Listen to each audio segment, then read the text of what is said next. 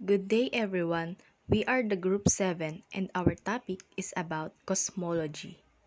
Objectives. At the end of the study, the students should be able to A. Compare the different theories on the origin of the universe.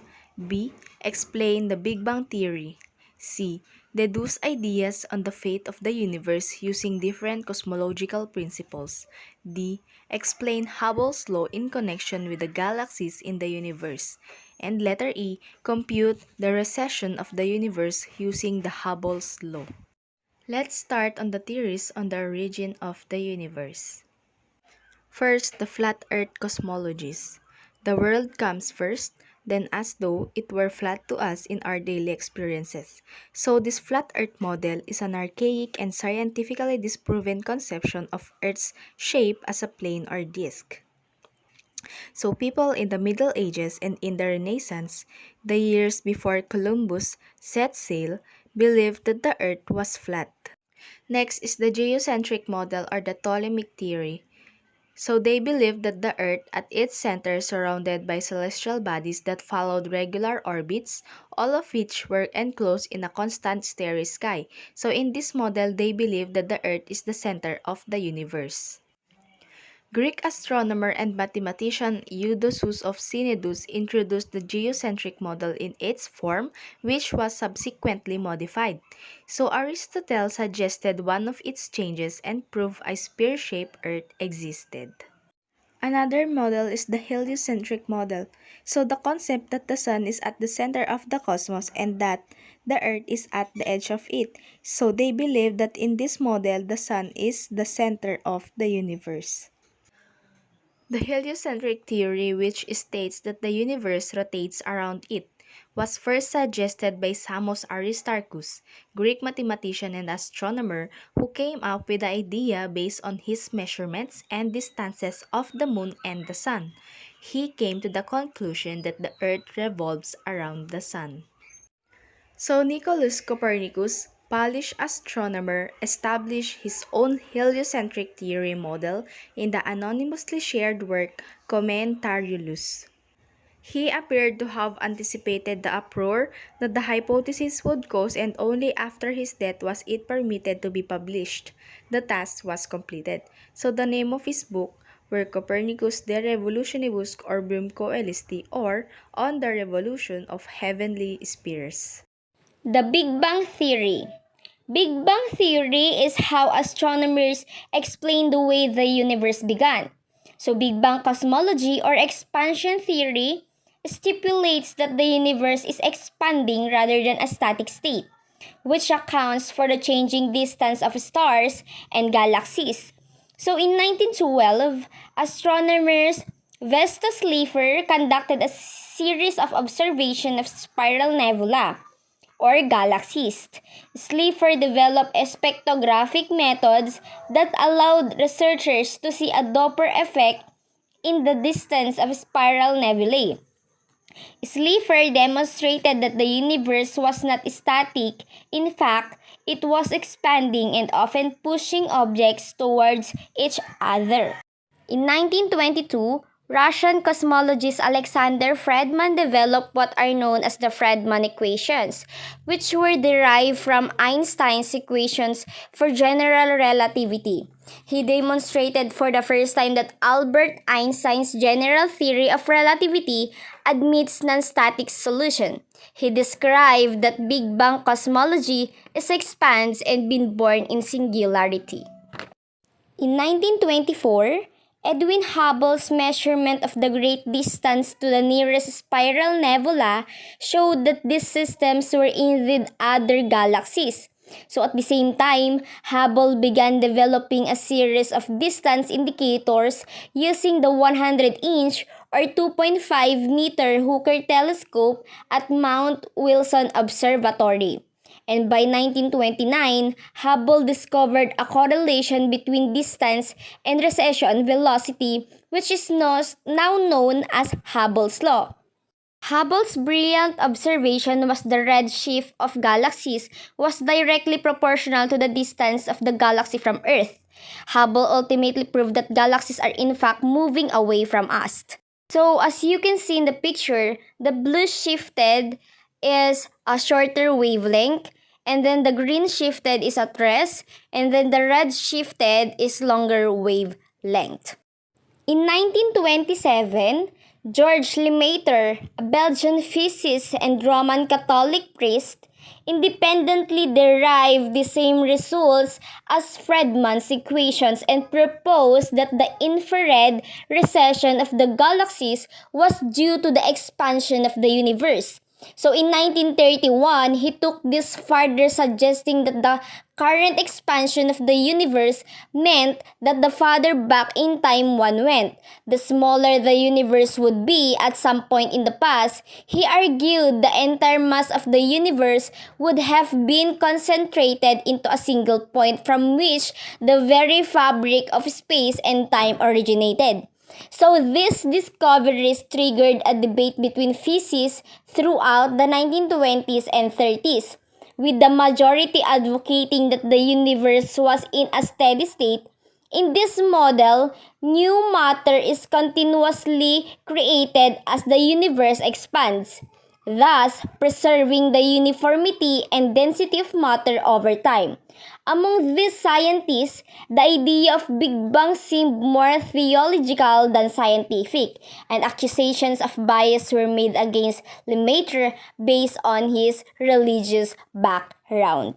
So guys, let us now proceed to cosmological principle. Observations to the date support the idea that the universe is both isotropic and homogeneous. Both facts are linked to what is called the cosmological principle. The cosmological principle derived from the Copernican principle, but has no foundation in any particular physical model or theory. It cannot be proved in mathematical sense. However, it has been supported by numerous observations of our universe and has great weight from purely empirical grounds. A corollary to the cosmological principle is that the laws of physics are universal. The same physical laws and model that applies here on Earth also works in the distant stars, galaxies, and all parts of the universe. This is of course simplifies our investigations immensely. Note also that it is assumed that the physical constants such as gravitational constants, mass of the electron, speed of lights are also the unchanging from place to place within the universe and over time. The large size of the universe combined with the finite speed of light produces the phenomenon known as look-back time. The speed of light is 299,790,000 km per second, is very fast but finite.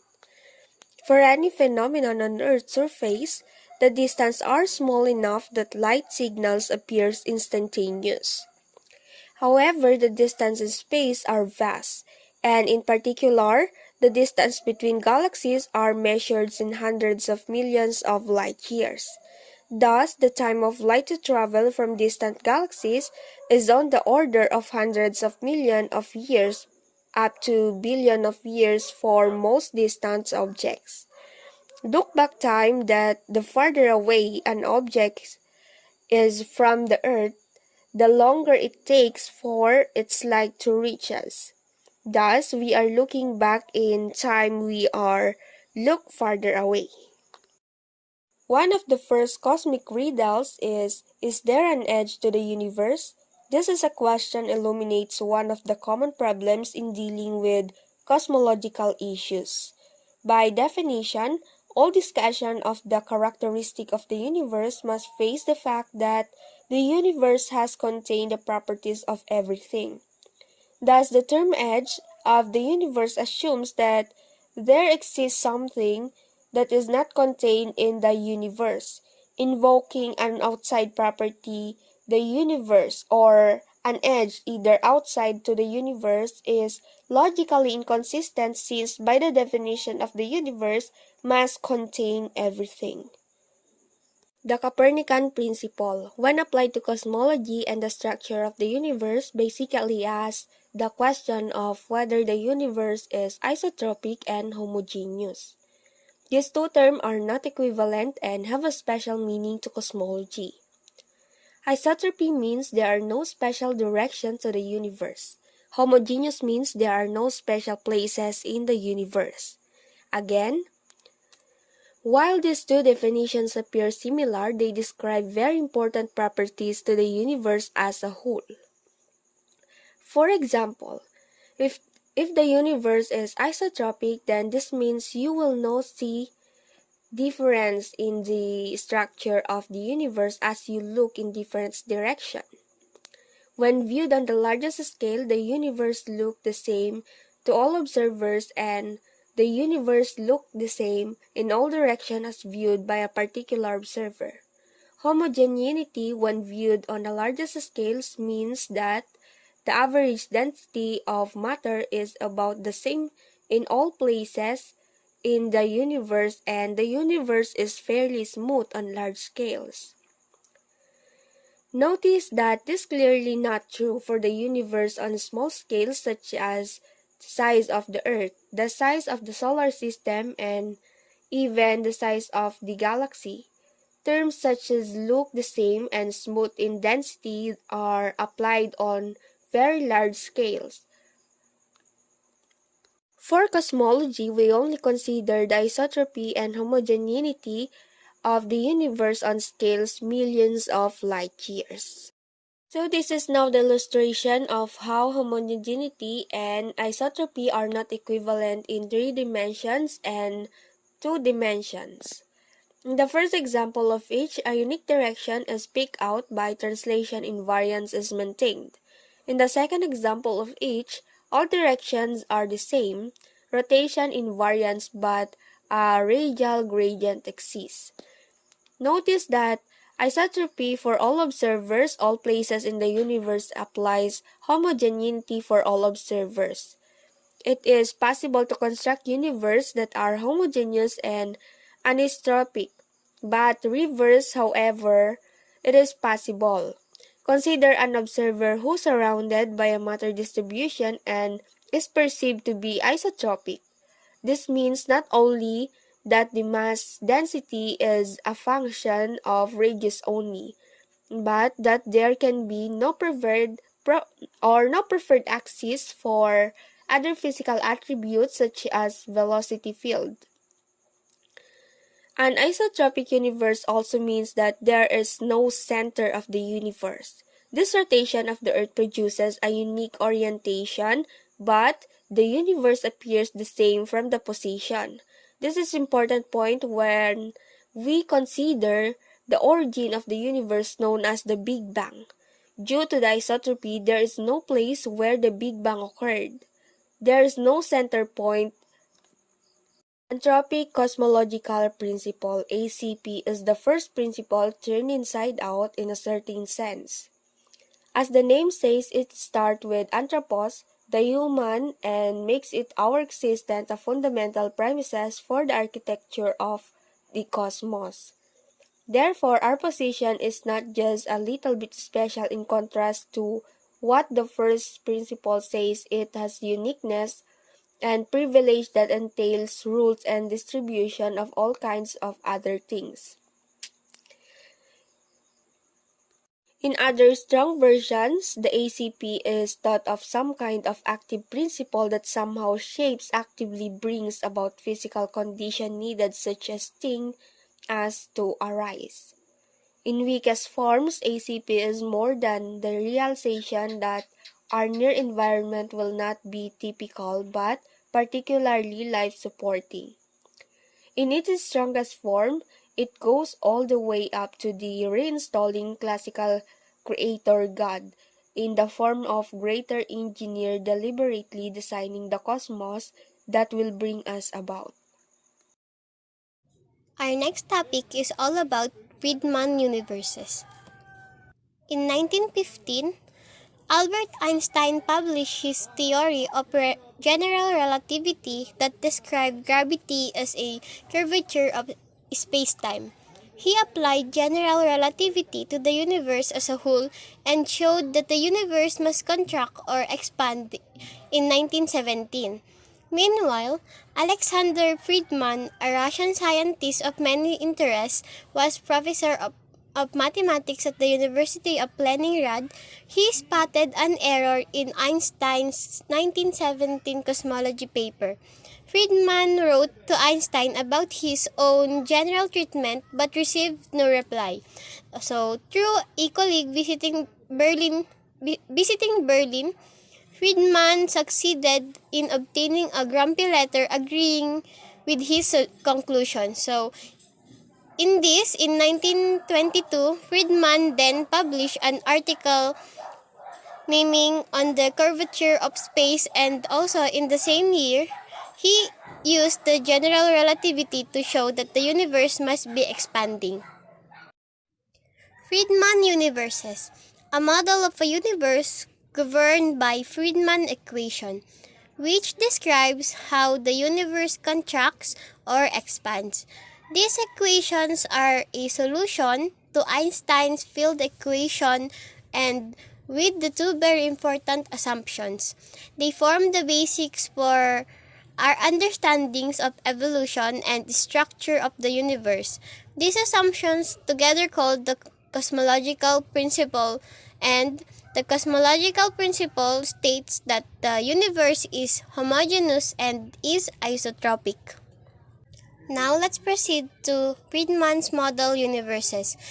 Friedman's model universes consist of three model universe, namely open universe, closed universe, and flat universe.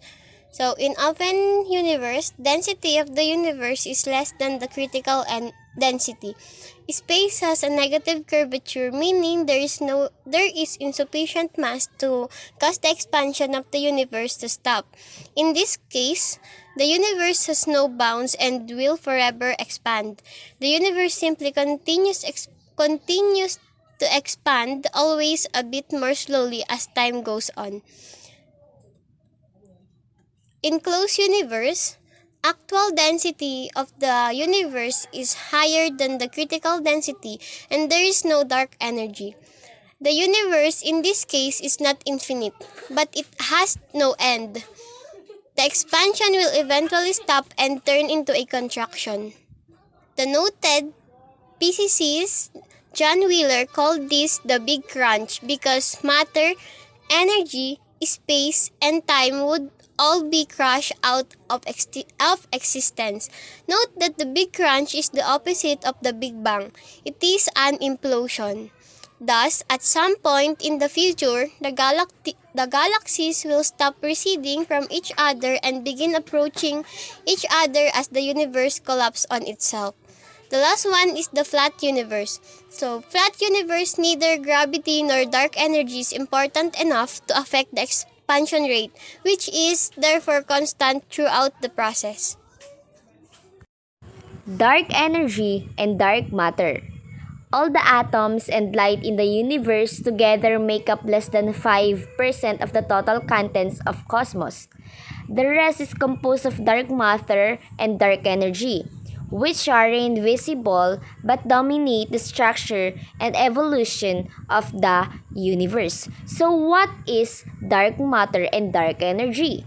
So dark matter makes up most of the mass of galaxies and galaxy clusters and is responsible for the way galaxies are organized on grand scales. Dark energy, meanwhile, is the name we give the mysterious influence driving the accelerated expansion of the universe. Dark matter works like an attractive force, a kind of cosmic cement that holds our universe together.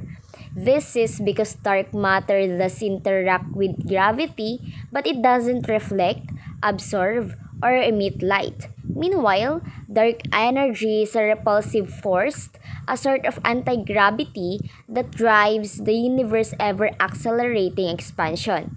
So astronomers determine that dark matter is about 27% of the contents of the universe in terms of its overall contribution to the total mass and energy content of the cosmos. And dark energy is the far more dominant force of the two, accounting for roughly 68% of the universe's total mass and energy. Next is Hubble's law and Hubble's constant.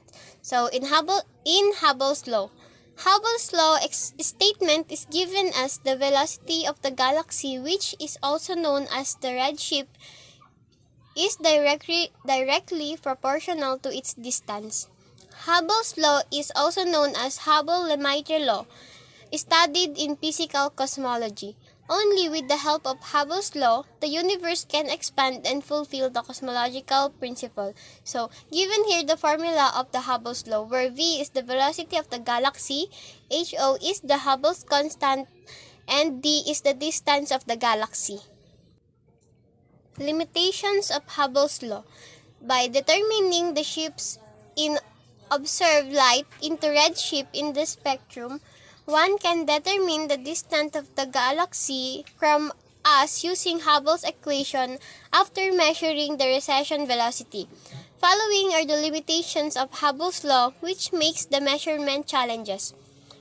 Number 1 is because of the intrinsic motion of galaxies, observed velocity gets influenced.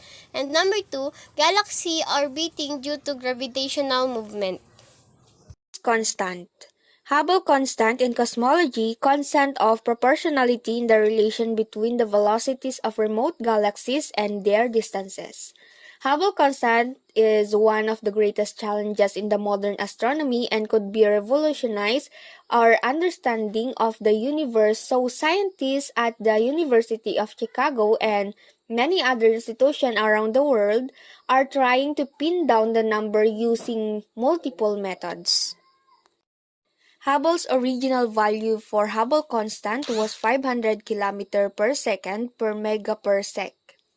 Modern estimates using measurement of cosmic microwave background radiation left over the Big Bang place the value of Hubble constant at about 67 kilometers or 42 miles per second per megaparsec.